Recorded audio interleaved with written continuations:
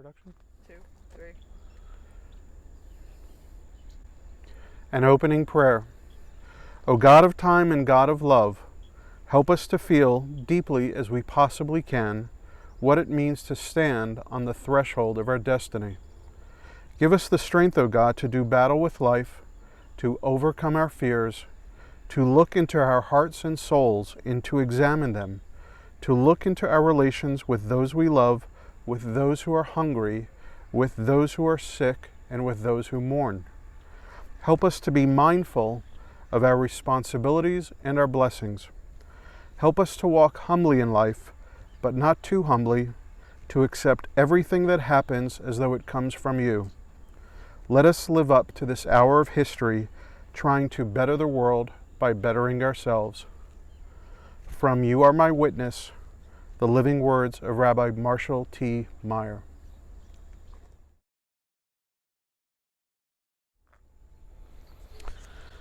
My name is Jeff Parness, and I am standing here at the border wall that separates the United States from Mexico. A few years ago, I found myself standing in front of another wall, the Western Wall in Jerusalem, where I prayed the following personal prayer. God, please help me to ask the right questions. God, please help me to ask the right questions. I came here to the wall that separates the people of the United States from the people of Mexico and our neighbors to the south, not because I know all the policy answers to this complicated immigration issue and painful humanitarian crisis. I came here to explore, to feel, and yes, to pray over what are the right questions we should be asking ourselves as individuals and as a nation. I came here to challenge myself, and each one of you watching this video, that if we were the ones sitting behind the desk in the Oval Office, what would be the questions we would be asking to solve this crisis with grace, with humility, and with dignity? To me, it comes down to one foundational question we are not asking. What can we do to love thy neighbor more?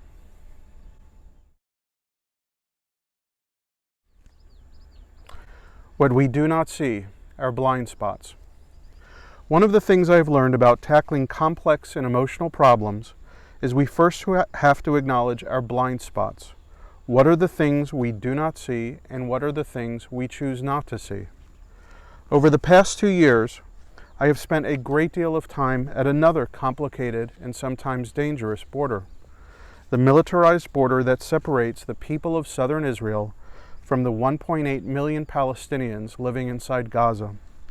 What I learned from my experience at the Israel-Gaza border is that when we build walls to separate and protect us, we often don't realize that we build walls within our hearts, and that make it easy for us not to see the people on the other side. In doing so, we make it harder for us to recognize the fundamental humanity of the people on the other side. Over time, that diminishes from our own humanity. The reality is most Americans, myself included, have never been to Guatemala, Honduras, or El Salvador. If we were to all close our eyes for a moment, I think most of us would have a hard time trying to visualize what it looks like and feels like to live in a remote village or crowded city in Guatemala, Honduras, or El Salvador.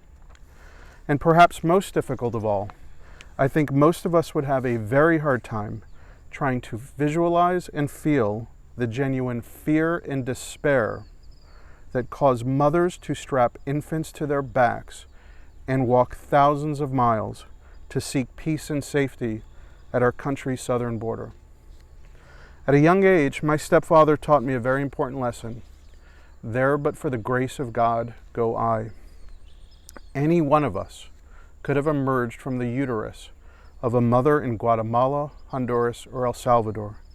We were just lucky to be born in the United States. We could be them. There but for the grace of God go I. So before starting the process to even think about how best to solve this crisis with grace, humility, and with dignity, we must be honest with ourselves as individuals and as a nation that when it comes to feeling the totality of the humanity of our neighbors to the south wholeheartedly, all of us, myself included, have our blind spots.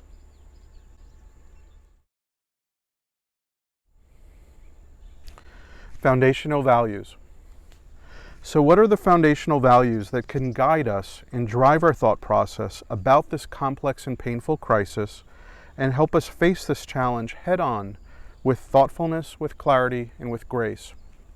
To me, it comes down to three timeless principles rooted in faith. First, that we are all created in the image of God, that we are all brothers and sisters in one human family, equal in the eyes of our Creator. Second, that we must love our neighbors as we love ourselves. We are blessed to live in the United States, a great nation separated from most of the world by great oceans.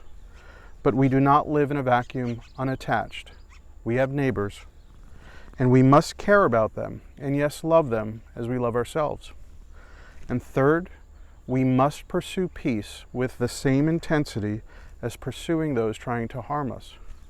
We must also make peace within, free from fear-mongering rhetoric and politically expedient divisiveness, before we can truly pursue peace with others with courage and compassion.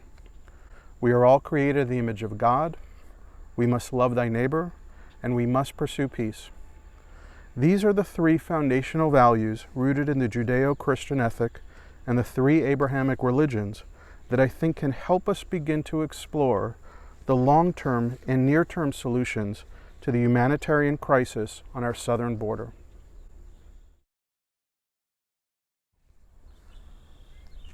What are the key questions we are not asking? What is really going on with our neighbors to the south? What is life really like in these remote villages and crowded cities in Guatemala, Honduras, and El Salvador? How did things get so hopeless, so lawless, so desperate, that so many are risking their lives and the lives of their children to trek thousands of miles to seek refuge at our southern border? How did their societies get so broken that so many people are seeking to flee?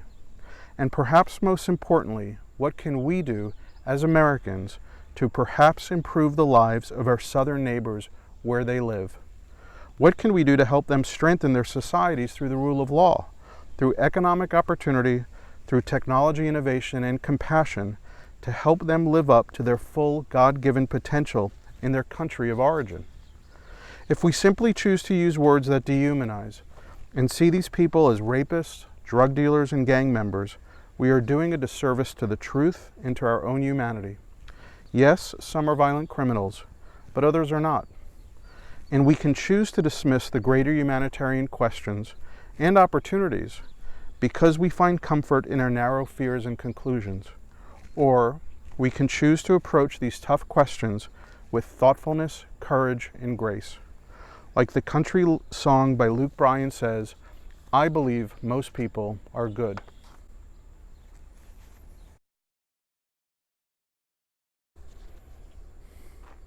So who are the people we need in the room? Okay, if you were President of the United States and you were faced with this incredible challenge at our southern border, who would be the people you would want sitting around the table to have an informed conversation filled with both creativity and compassion? I've given this some thought, and here's who I'd invite. The faith community, and cultural historians, and civil society development professionals, and social entrepreneurs, and technology entrepreneurs, and venture capitalists and philanthropists, and investment and commercial bankers, and the military and security professionals. And I would make sure to honor the dignity of those seeking refuge in our country by giving them a seat at the table as well. The faith community has a long tradition of mission work in Central America. They already have eyes and ears on the ground and important insight into what is broken and what is possible. The cultural historians must educate us on how these societies became so broken, impoverished, and lawless. They must answer the question, is there something unique to the culture of these people that they cannot govern their own societies with transparency and respect for the rule of law? Or do the answers lie in strengthening education systems through the church and through empowerment of women, mothers, and grandmothers as entrepreneurs and as political leaders at all levels of society to change culture and make it more hopeful? The people around the table have to help us answer the questions, what can we possibly do to help these people take back one village at a time from the gangs, to strengthen the system of law and accountability between the national governments and local leaders, between the military and local law enforcement?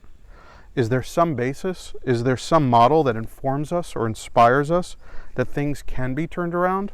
Like the Marshall Plan, or Peace Corps, or Harlem Children's Zone, where hope can be rebuilt one block at a time, one village at a time, and where genuine post-traumatic growth can occur at an individual emotional level all the way through societal and economic transformation. Our country has taken on great challenges before. We have sent men to the moon. We can send people to Guatemala.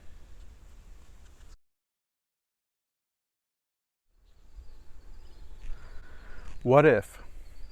Transformational ideas for long-term change. I have dedicated the last 16 years of my life to helping transform the worst day in modern American history into something positive every day by bringing people together and empowering survivors to heal by helping others. When I look at this crisis on our southern border, I ask the impossible question: is there some unique and creative way to transform this tragedy into hope? The social venture capitalist and philanthropist in me approaches this with the belief that every great crisis presents great opportunities. That is, if we choose to face these challenges not out of fear and political tribalism, but rather out of a pure sense of entrepreneurial wonder and possibility, courage and compassion. Can we invest in social ventures and build facilities in the countries to the south where we can provide meaningful opportunities for families to sustain themselves by working in clothing manufacturing or solar panel production, and provide sustainable work opportunities that otherwise may go to China? And can we structure these opportunities where the United States taxpayers can be the investors in these opportunities, where we can bring to life the best principles of double bottom line capitalism, where we can do well and do good? The United States injected tens of billions of dollars to prop up our failing auto industry in the last major economic crisis. We not only made our money back, but we made billions in profits on the dividends the auto industry paid back to the American people that went straight into our national coffers because we had the courage to invest.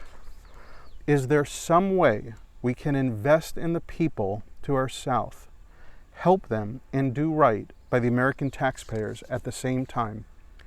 If we only focus on building walls, we will never know the answer to that important question. We will never know if it is possible to transform this tragic immigration and humanitarian crisis into something positive and help build up our neighbors to the south until we start asking these questions and explore the possibilities with people who are informed, creative, compassionate, and who value the dignity and inherent worth of each one of our neighbors living beyond our southern border.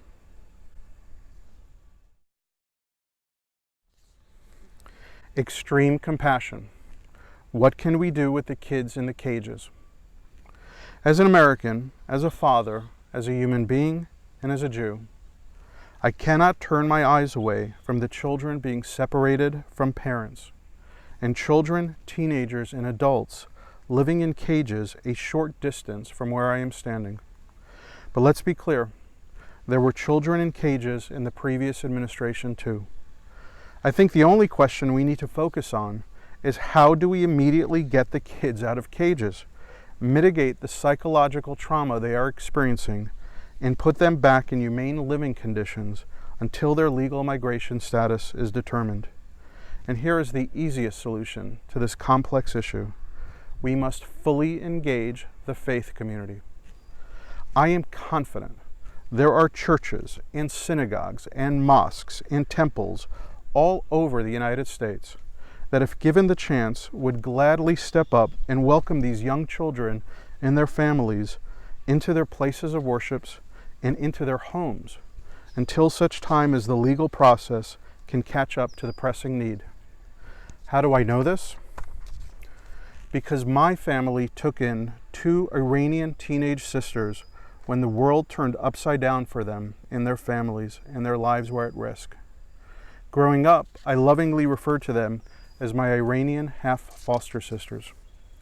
During the Iranian Revolution in the late 1970s, it became increasingly dangerous for the Jewish community of Iran, and especially for teenagers, and teenage girls in particular.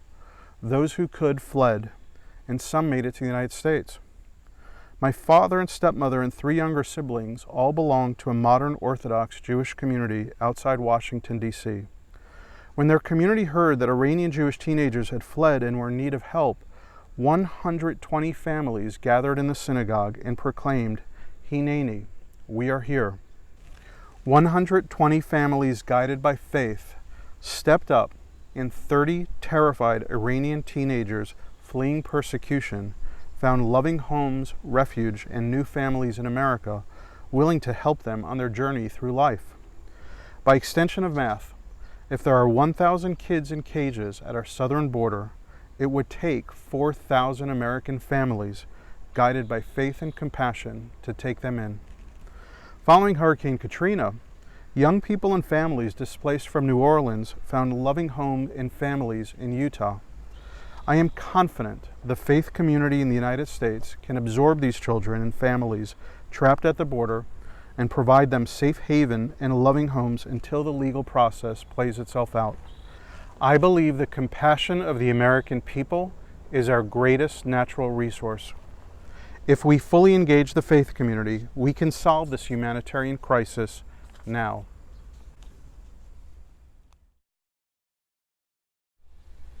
A word about walls.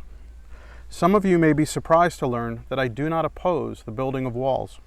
Some walls are necessary in areas where it can stem the flow of illegal border crossings, but walls do not work. How do I know that?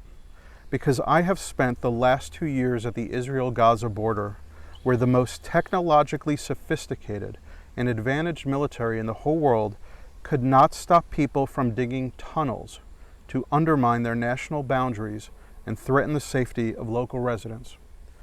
The Israel-Gaza border is 25 miles long. There is simply no way to safeguard a 2,000-mile border with medieval solutions. And while for some, the notion of a 2,000-mile border wall might speak to your worst fears and might help you sleep a little better at night, I learned 2 important economic terms from farmers in Kansas and Wall Street bankers. Be careful not to eat your seed corn, and make sure you do not throw good money after bad. We have choices to make. I personally believe that investing in people and investing in our neighbors will pay far greater dividends over the long term for our nation and for our neighbors to the south. Will there be costs? Yes. But what are the costs for us not to invest in compassionate entrepreneurial solutions?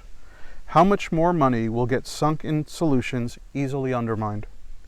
And if we continually dehumanize those seeking refuge in our country, what will be the cost to our nation's character and soul?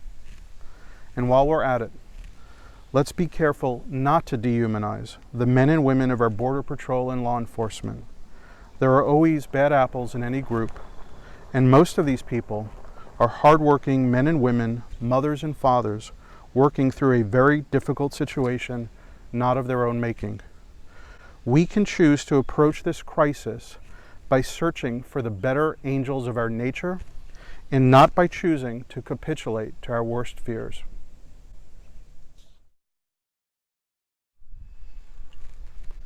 A final story from Rabbi Marshall T. Meyer. There is an old Hasidic tale.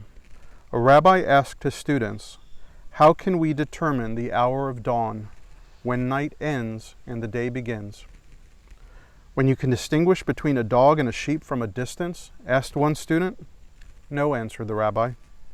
Is it when one can distinguish between a fig tree and a grapevine? Asked a second student. No, answered the rabbi. The students pleaded. Please tell us the answer then. It is, said the wise teacher, when you can look into the face of a human being and there is enough light to recognize in him your brother. Until then it is night, and darkness is still with us. In closing, the guiding principle.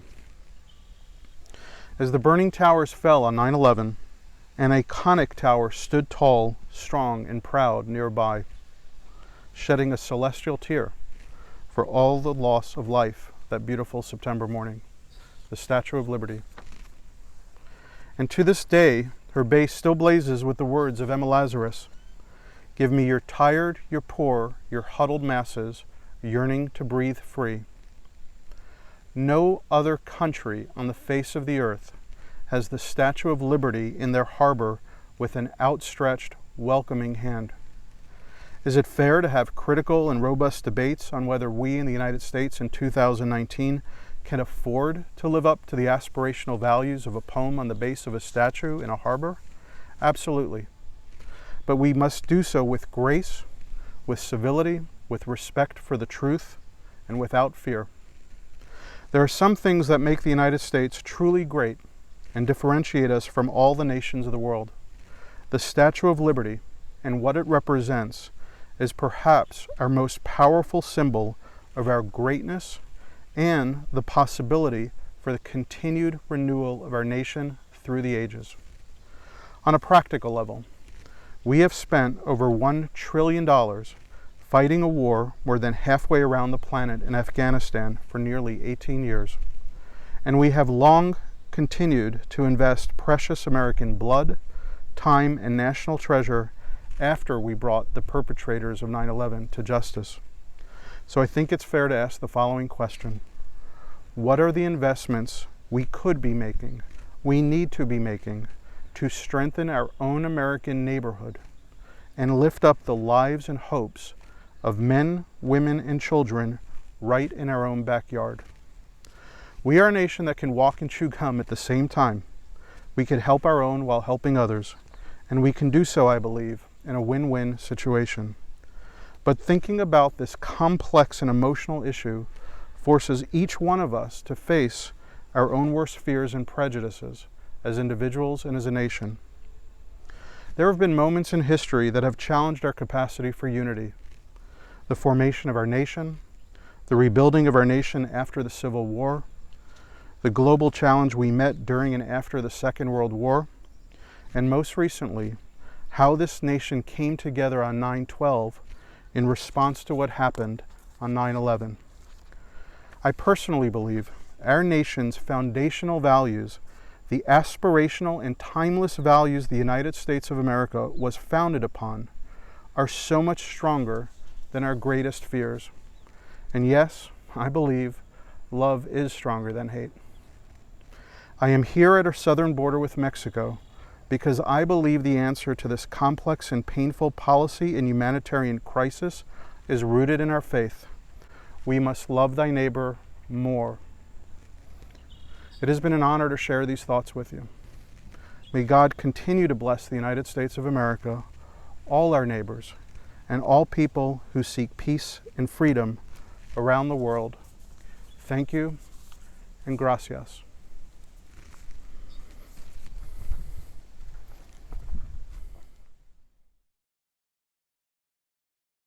Okay. I'm Jeff Parness, and I appreciate your vote.